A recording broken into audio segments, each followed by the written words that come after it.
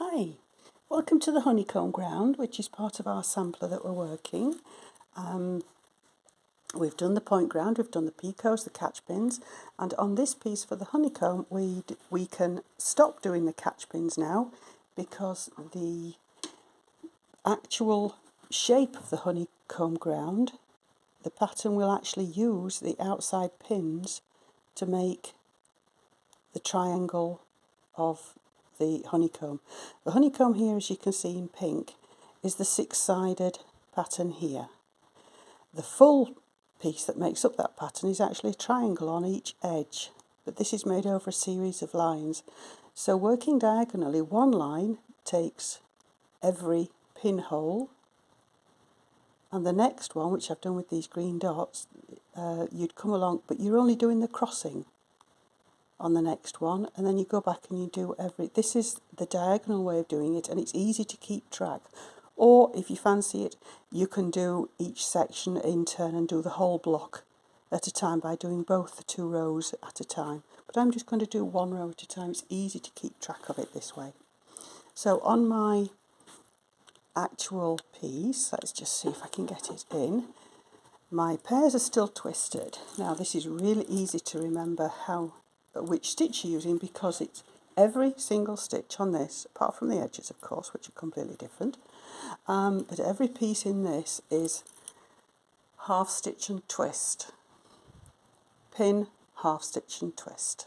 So I'll start with this first one up here, so half stitch and twist, so you have two twists on each, even the ones around the pin. This gives you the little holes that make it such an attractive pattern. And then half stitch and twist again. There you go, that's the first one. And I'll just carry on going down this row here. Half stitch and twist, pin, half stitch and twist,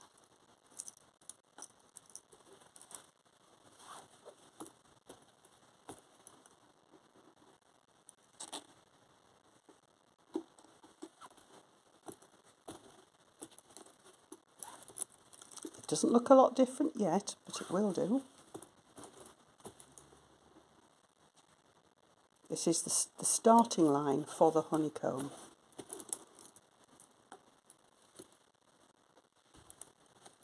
What have I done there?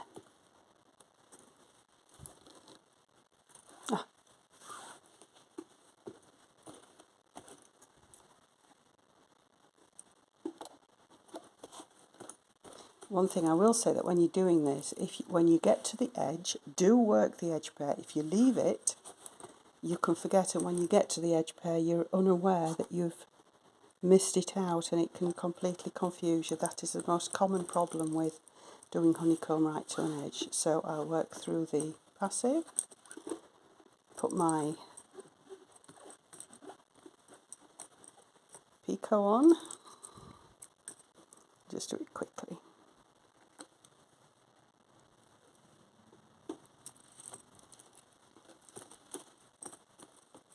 My two pairs back on.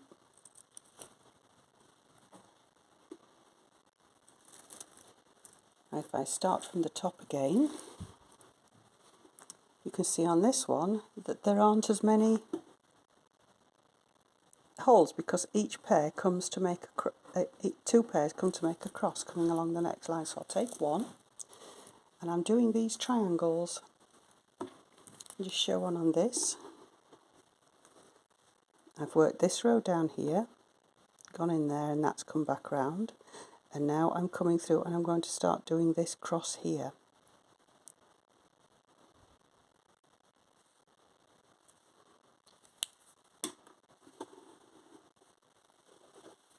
So it's the same, half stitch and twist,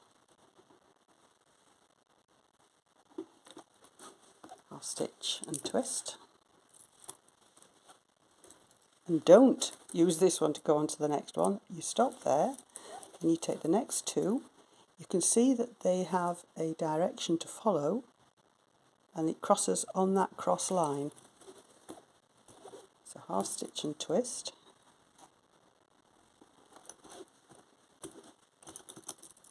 That's my cross there.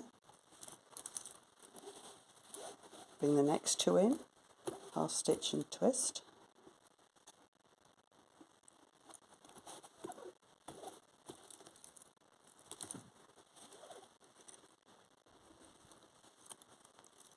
You can see now that they're in two pair bundles ready to get spread out again for the next row. So you can tell they should always be even. It's either two lots together or one lot together along the whole thing. If you find that you've got a couple coming off and you think, oh, that's different, go back and check. This one is only crossing, and this is across again the same.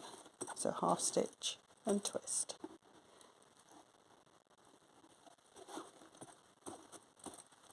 You can see how that edge pair there, that ground pair that's gone out and come back in again, has actually completed the point of the, whoops, I'm pointing at it and it doesn't show. There you go, it's finished that there, how it's gone out and come back in again.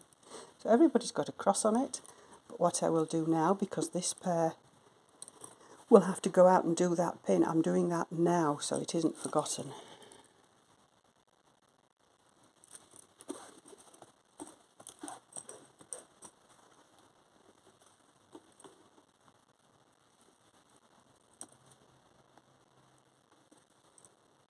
And then on this next row you'll see it starting to shape up.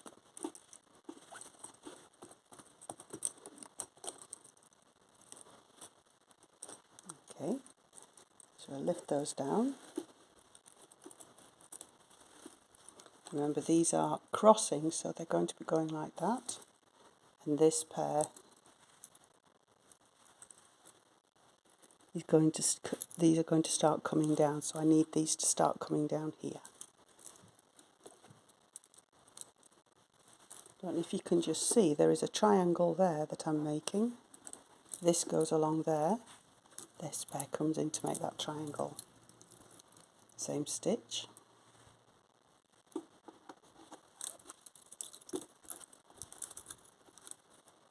I can go all the way down there and repeat what I've done here, but I'm going to keep to that diagonal. Just introduce pairs as I need them, because I'm just doing one line at a time, keeping it simple. And the next one, you can see that there's a little triangle underneath, and that's where both the pairs want to go. Half stitch and twist. It's easy not having to think about what stitch goes where, it's the same one throughout. Half stitch and twist. On this one, it looks different because you're actually joining the bottom of the actual hexagon. But it's the next one in the line, so I'll do that.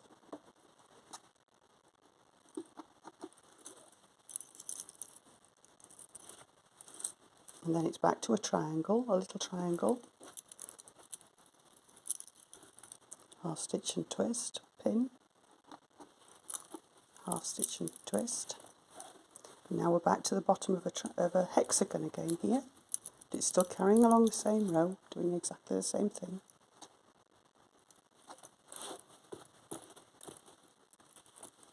And now we've got a triangle here, little triangle corner. Exactly the same thing because I'm following that line down. This way you don't get lost if you're new to Honeycomb. When you're a bit more confident, you can do the blocks as blocks. But I'm just starting you off with the simple one.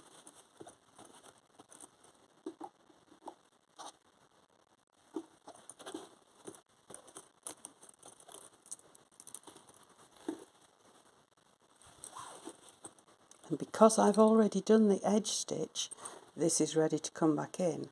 It's very easy to see the stitch already, the pin already worked when it hasn't been here. It's just a word of warning. Having done it several times myself and had to undo it, I may as well mention that. There you go. Now we've started. The top row is the introduction row, so it hasn't got the holes on. But you can see that you're now getting these nice big hexagons. I'll just go through this and make a quick picot. Don't really need to be making a picot just for the demonstration purposes, but it makes it look a nicer piece when I take it off. Give it the two pins, so twist so that it's ready to come back. Now the next row, you can see, is back to a row of these triangles. See where they're coming in? These crosses here, which are two triangles, one on top of another, like an egg timer. So I'll be working from here, having introduced another pair here, and work across those. The next pair will work across every dot. And you'll probably notice, if I get it over, the difference in the actual crossings. This crossing here, you can't, I know there isn't a pin in it, but if there was, it wouldn't be very big. But these are really exaggerated holes because you've actually got two twists around the pin, whereas normally you wouldn't. You want that to be as tight and close as possible, but it isn't. It actually gives a rather nice lacy effect. Let's see if we've got a picture of it in the book. I should have got this ready, shouldn't I? Yes, you can see here on this, these are 4 honeycombs inside a gimp, and you can see how every pinhole around them is exaggerated, making it into quite a lacy pattern. That's what you're aiming for. So if I go right back to the beginning, this is where there isn't a pin to meet, there isn't a thread to meet that one. Okay, so the next one down will meet that on the triangle. So we'll do that one. This next row is the triangle row.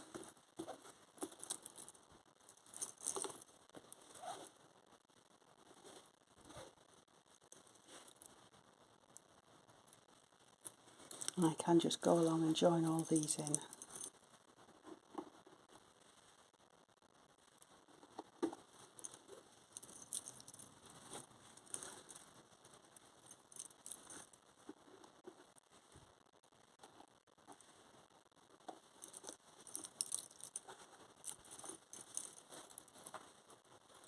And now you can see that working this way.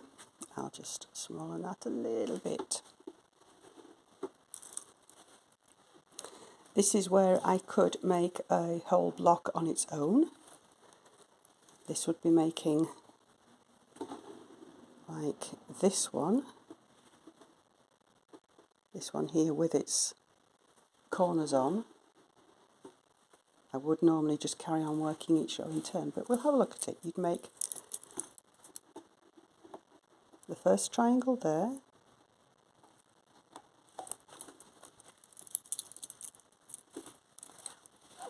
the second triangle there, because there will be times where you may only be doing 1 honeycomb, or just like you've seen in the book, 2 honeycombs. And then these 2 have nowhere else to go but down the middle. This is actually working the block independently. And then do the triangle corners. The triangle on each corner. Close that.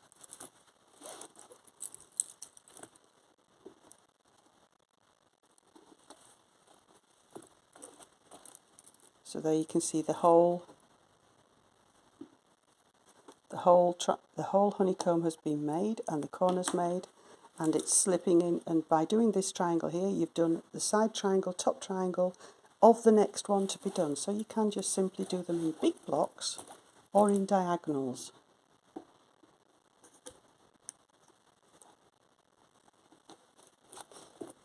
That triangle there, and these 2 meet in the middle. Always the same stitch, half stitch and twist.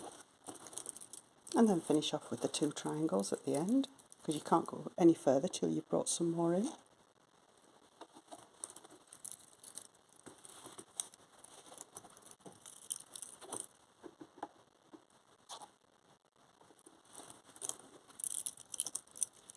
There you go, that's another section done. So I've done that. That is a whole honeycomb, that is a whole honeycomb. And then it leads you into doing the next honeycomb, where you would cross that one over, you would then cross into this, make the triangles, go on to the next one.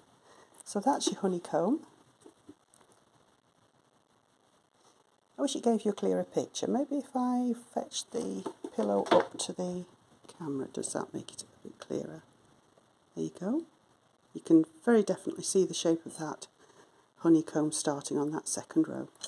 I hope that's been of some help. Bye for now.